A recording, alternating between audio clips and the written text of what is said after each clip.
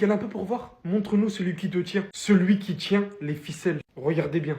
Vous pensiez que j'abusais quand je vous parlais de la poupée d'un Squid Game qui fait un 2 3 soleil, qui voit tout là avec les caméras. Comment allez-vous m'expliquer que de ce positionnement, il a réussi à en envoyer un extérieur du rond central? Regardez juste tout ce que ça vient traverser, la précision du truc pour venir trouver ses coéquipiers et pour provoquer le but derrière. Et combien il nous en a fait uniquement dans ce match et combien il nous en a fait depuis le début de saison. La poupée dans Squid Game, Sharingan, Byakugan, je sais pas. Une chose est sûre, footballistiquement parlant, on atteint le summum. La vision, la précision, les ouvertures qu'il crée à ses coéquipiers. En tant que madrilène, je vous dis, c'est pas normal. Donc là, il a mis un hat-trick en 30 minutes. Même les joueurs comme ça, Hansi Flick, il arrive à les rendre forts. Ça suffit pas de marquer 109 buts en 35 matchs. Maintenant, il fait marquer des hat-tricks à ses attaquants les moins forts. Ses positionnements aujourd'hui, toujours dans les bons endroits. Sa finition par-dessus, incroyable.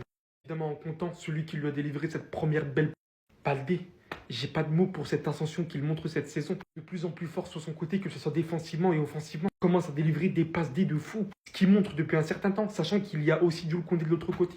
Non, c'est trop fort les latéraux du Barça en ce moment. Yamal qui après 2 poteaux trouve le chemin défilé. Rafinha doublé de passes D. Fermin Lopez continue sur sa lancée. On peut parler en bien de tous les joueurs du Barça aujourd'hui. Et surtout d'une énième Manita.